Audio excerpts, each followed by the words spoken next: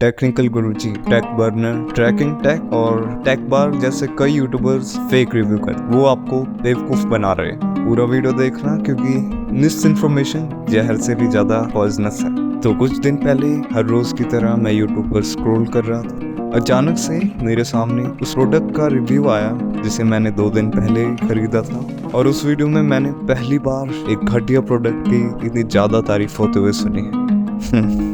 Fake reviews. इस box में जो फोन है ना, इसको देखने के बाद मुझे लग रहा है अब ब्रांड समझ चुकी है कि हमें कुछ एक्स्ट्रा करना पड़ेगा। जो ब्रांड है ना पिछले 1-1.5-2 साल से they are doing very well, और वो कोशिश कर रहे हैं कि क्या हम अच्छा कर सकें। पहली बार मैं सोच रहा हूँ एक फोन में चार्जिंग के लिए अलग से चिप ऐड कर प्लस एक 108 मेगापिक्सल OIS के साथ कैमरा। ये काफी इंटरेस्टिंग का पैकेज निकाला है। लोगों को पागल बनाया जा रहा है, लिटरली झूठा एड बना के गलत इंफॉर्मेशन फैलाई जा रही है। दाग लगा रखा है क्या?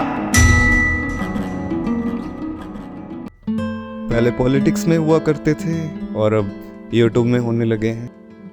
हम आपको कुछ कह रहे थे, पर मुझे कैसे पता लगा कि ये एक फेक रिव्यू था और क्या कंपनीज फेक रिव्यूज के पैसे देती हैं? तो सबसे पहले देखेंगे ये रिव्यू ससुरा हाई का चीज। किसी चीज के बारे में अपने विचार पेश करना, जैसे कि बुक्स, प्ले, फिल्म एक्सेट्रा, ये गूगल बाबा का कहना है। पर मेरी डेफिनेशन है एक प्रोडक्ट के बारे में लोगों को अवेयर करना कि whether the product is right और रॉन्ग। छोटे में कहूँ तो अपने व्यूअर्स को इन्फ्लुएंस करना।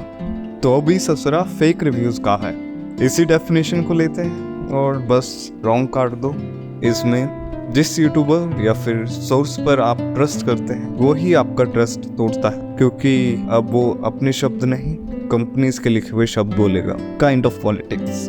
तो अब ये लोग फेक रिव्यूज करते काहे हैं? पैसा जो कंपनी से मिलता है और दुश्मनी ब्रांड से। क्यों? स्मार्टफोन यूनिट नहीं मिलने के कारण। देखो, कंपनीज रिव्यूअर्स को यूनिट देते हैं जो उनको अपने चैनल्स पर रिव्यू करना होता है, पर ये जरूरी नहीं कि कंपनीज हर यूट्यूबर या फिर क्रिएटर को अपना रिव्यू यूनिट भेज दें। तो इसी की खुन्नस निकालने के लिए वो उस कंपनी का फ़ोन लेते हैं और धड़ाधड़ बेइज्जती करना शुरू कर देते हैं। बट इससे नुकसान किसका होगा?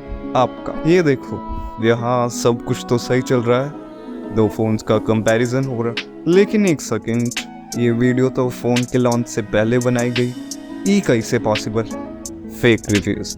देखो, टेक एक ऐसी कैटेगरी है जिसमें लोग आंख बंद कर कर इन रिव्यूअर्स पर विश्वास कर लेते हैं, और फेक रिव्यूअर्स एक जहर की तरह है। और मजे की बात यह है किसी को पता भी नहीं लगता। अब इनमें गलती किसकी है? उन यूट्यूबर्स की या फिर उनके अंधभक्त? शायद आपको पता ना हो, हर किसी का मेन मोटिव है पैसा कमाना। नहीं, ये पता हो सकता है अगर वो यूट्यूबर खुद की जेब से पैसे लगा रहा है और एक सही रिव्यू, एक अनबायस्ड रिव्यू दे रहा है, क्या आप उसकी वीडियोस देखोगे? ज़रूर देखोगे, पर तब तक बहुत देर हो जाएगी, क्योंकि जिनको कंपनीज ने लॉन्च के पहले ही यूनिट दे रखा होगा वो पहले ही वीडियो बनाकर डाल देंगे, जिसको एम्बार्गो पीरियड कहते हैं। तो वो जो रियल रिव्यूज़ दे रहा है उसके व्यूज़ कम हो जाएंगे, जो उसके पास एडसेंस से पैसे आ रहे थे वो भी कम हो जाएंगे। तो एक तो वो यूट्यूबर खुद की जेब से पैसे लगा रहा है, और दूसरा उसको यूट्यूब से भी इतना कुछ नहीं मिल रहा, तो ऑब्वियसली कुछ टाइम के बाद मजबूरन उसको कंपनी से यूनिट लेना ही पड़ेगा। Therefore fake reviews.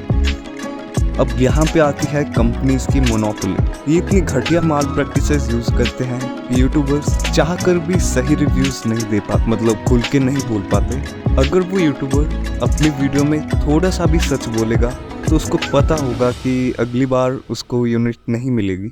ये सिर्फ आपको इंडियन टेक इंडस्ट्री में देखने को मिलेगा। अगर आपने कभी कोई फॉरेन यूट्यूबर की वीडियोस देखी होंगी तो वो तो अपनी फर्स्ट इंप्रेशन वीडियोस में ही उन प्रोडक्ट्स की धज्जियां उड़ा देते हैं। मैं उनकी तारीफ नहीं कर रहा, बस हमको उनसे कुछ सीखना चाहिए।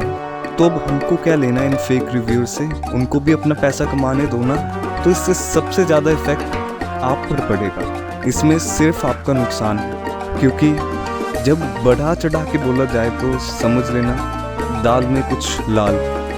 आप खुद समझदार हैं, तो हम सबको इन कंपनीज की मोनोपोली तोड़नी होगी, किसी और के लिए नहीं बल्कि खुद के लिए। इसके लिए इंडिया में जितने भी टेक यूट्यूबर्स हैं उनको एक होना होगा, बट सैडली ये नहीं होने वाला, क्योंकि जैसा कि मैंने पहले ही बताया था पैसा।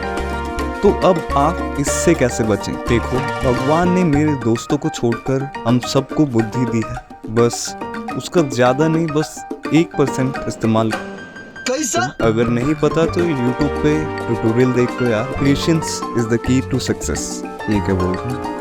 मेरे कहने का मतलब है कि आप जरूरी नहीं आपको उस लॉन्च पर, ये जरूरी नहीं है आपको उस प्रोडक्ट के लॉन्च के बाद ही, और ये जरूरी नहीं कि आपको उस प्रोडक्ट को उसकी लॉन्च, सीधी भाषा में बोलूँ तो लॉन्च की 10 दिन या फिर 15 दिन बाद आप उस प्रोडक्ट को ले सकते हैं, पर उससे भी पहले आपको उस प्रोडक्ट की स्पेसिफिकेशन चेक करनी है, खुद से चेक करनी है, क्योंकि YouTube पर आपको पता ही है क्या हाल चल रहा है। और जब आप उसकी स्पेसिफिकेशंस जान लो, देन सेकेंडली उसके रिव्यूज़ देखो। बस आपको उनकी चॉइस पर पूरा निर्भर नहीं होना, क्योंकि जैसा मैंने पहले बताया था कि टेक एक ऐसी इंडस्ट्री है जिसमें बिना सोचे समझे लोग किसी पर भी विश्वास कर लेते। और अगर आप भी मेरी तरह एक आईफोन फैन हैं तो सिर्फ 6 महीने रह गए आईफोन 16 लॉन्च होने में।